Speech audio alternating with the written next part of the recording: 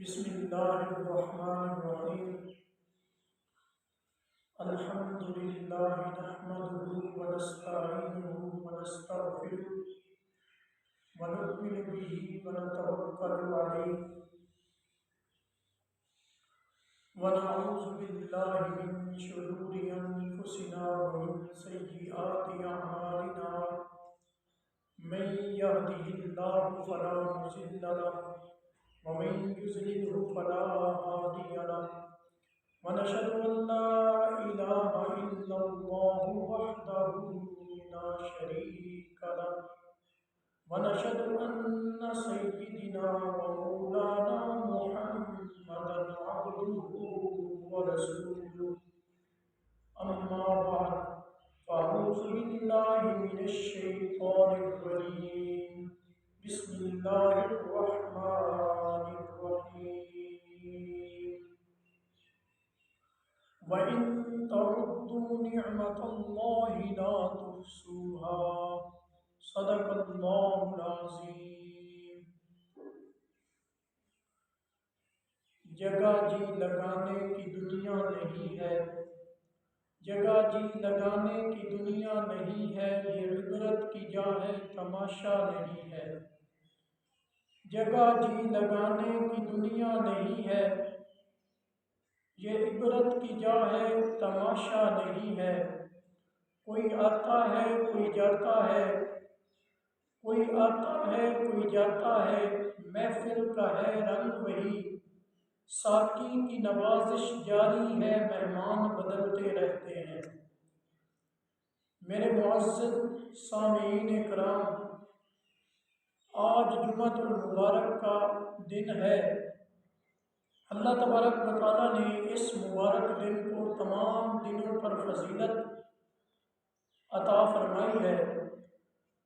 اللہ تبارک و تعالیٰ نے اس جمعۃ المبارک والے دن میں ایک ایسی مبارک گھڑی رکھی ہے کہ اس گھڑی میں، اس لمحے میں انسان جو بھی جائز حاجت اللہ تبارک و تعالیٰ کے سامنے پیش کرتا ہے تو اللہ تبارک و تعالیٰ اس کی ضرور حاجت پوری فرماتا ہے۔ میرے بھائیوں، یہ دنیا کی زندگی عارضی زندگی ہے، اس لیے اللہ تبارک و تعالیٰ نے ہمیں یہ موقع دیا ہے کہ انسان اس عارضی زندگی میں کچھ نہ کچھ کر لے، اپنی آخرت کی فکر کر لے، اپنی آخرت اچھی کر لے، بہتر کر لے۔ اللہ تبارک و تعالیٰ نے یہ مبارک دن ہمیں عطا فرمایا ہے، اور اس مبارک دن میں اللہ رب العالمین نے جو گھڑی رکھی ہے، اللہ رب العالمین نے اپنے بندوں کو یہ موقع دیا ہے کہ میرے بندے اس گھڑی کو تلاش کریں۔ اللہ رب العزت نے اس گھڑی کو ظاہر نہیں فرمایا۔ اگر اللہ رب العزت ظاہر فرما دیتے تو انسانوں کے اندر اس گھڑی کو تلاش کرنے کا جذبہ اور جنون نہ رہتا۔ اس لیے اللہ رب العزت نے اس مبارک گھڑی کو چھپا دیا ہے تاکہ میرے بندے پورے جذبے کے ساتھ، پورے شوق کے ساتھ اس گھڑی کو تلاش کریں، پورا دن میری عبادت میں گزار دیں۔ میرے بھائیوں، یہ جمعۃ المبارک ہفتے میں ایک بار آتا ہے، اور ہر انسان کو یہ بتا کے جاتا ہے کہ میں مبارک دن ہوں، اور اللہ تعالیٰ نے میرے اندر ایک گھڑی رکھی ہے، تو اپنی جو بھی جائز حاجت اللہ کے سامنے رکھے گا، اللہ تیری قبول فرمائیں گے۔ اس کے باوجود بھی آج لوگوں کے اندر وہ شوق اور جذبہ نظر نہیں آتا۔ اللہ تبارک و تعالیٰ نے تو انسانوں کو بڑے مواقع دیے ہیں کہ انسان کسی نہ کسی بہانے میری رحمت کو تلاش کرے، میرا قرب حاصل کرے، لیکن انسانوں کے اندر دن بدن یہ جذبہ ختم ہوتا جا رہا ہے۔ اس جذبے کو اجاگر کرنے کے لیے، اس جذبے کو پیدا کرنے کے لیے انسان کو اپنا ذہن تبدیل کرنا پڑے گا۔ انسان کو تھوڑا سا سوچنا پڑے گا کہ میں اس دنیا میں کس لیے آیا ہوں اور میں نے کیا کرنا ہے۔ کیا دنیا میں آنے کا مقصد صرف کھانا پینا یا اپنی ٹھاٹ باٹ بنانا یا گھومنا پھرنا ہے؟ دنیا کا مقصد لوگوں کو تنگ کرنا، لوگوں کو ذلیل کرنا ہے؟ نہیں، بلکہ دنیا میں آنے کا مقصد اللہ تبارک و تعالیٰ نے جو قرآن کریم میں بتایا ہے، مقصد یہ ہے کہ انسان اپنی زندگی دین محمد صلی اللہ علیہ وآلہ وسلم کے مطابق گزارے۔ اگر انسان اس دین کے مطابق اپنی زندگی گزارے گا تو یقیناً یہ انسان کامیاب ہو جائے گا۔ اس دنیا میں بڑے بڑے آئے، کسی نے کامیابی کو دولت میں تلاش کیا، کسی نے کامیابی کو کسی چیز میں تلاش کیا، کسی نے کہیں کامیابی کو ڈھونڈا، لیکن اللہ تبارک و تعالیٰ عرشوں پر بیٹھ کے دعائی دے رہا ہے کہ کامیابی تمہیں دولت میں نہیں ملے گی، کامیابی تمہیں محلات میں نہیں ملے گی، کامیابی تمہیں دنیا میں نہیں ملے گی، بلکہ کامیابی میں نے قرآن کریم میں رکھی ہے۔ اس لیے میرے بھائیوں، ہمیں دنیا کو دل سے نکالنا پڑے گا۔ اپنے ذہن میں جو خیالات ہیں دنیا کو بہتر بنانے کے، ان کو نکالنا پڑے گا، ان کی نفی کرنی پڑے گی، اور ہمیں ذہن ایسا بنانا پڑے گا جس طرح کے نبی پاک صلی اللہ علیہ وآلہ وسلم نے صحابہ کرام رضی اللہ تعالیٰ عنہ کا ذہن بنا دیا تھا۔ صحابہ کرام رضی اللہ تعالیٰ عنہ کا ذہن کیسا تھا؟ انہیں دنیا کی کوئی فکر نہیں تھی، صحابہ دنیا دار نہیں تھے، ان کے دل کے اندر دنیا کی تھوڑی سی محبت بھی نہیں تھی۔ ہمیشہ انہوں نے جو بھی کیا اللہ کے دین کے لیے کیا۔ اگر کسی سے نفرت کی ہے تو اللہ کے لیے، اگر کسی سے انہوں نے محبت کی وہ بھی اللہ کے لیے، اگر ہجرت کی تو اللہ کے دین کے لیے، اگر کسی کی مدد کی تو وہ بھی اللہ کے دین کے لیے۔ صحابہ کرام رضی اللہ تعالیٰ عنہ نے زندگی کا ہر کام اللہ کے دین کے لیے کیا۔ صحابہ کرام رضی اللہ تعالیٰ عنہ کے دل میں دنیا کی حرص نہیں تھی۔ صحابہ کرام رضی اللہ تعالیٰ عنہ اجمعین کے اندر، ان کے دلوں کے اندر دولت کی حرص نہیں تھی، دنیا داری کی حرص نہیں تھی، بلکہ ان کے دل میں نبی کریم صلی اللہ علیہ وآلہ وسلم کی محبت تھی۔ ان کے دل میں یہ جذبہ تھا کہ ہم حضور کے دین کو پوری دنیا میں پھیلائیں گے، گھر گھر میں اس دین کو پہنچائیں گے۔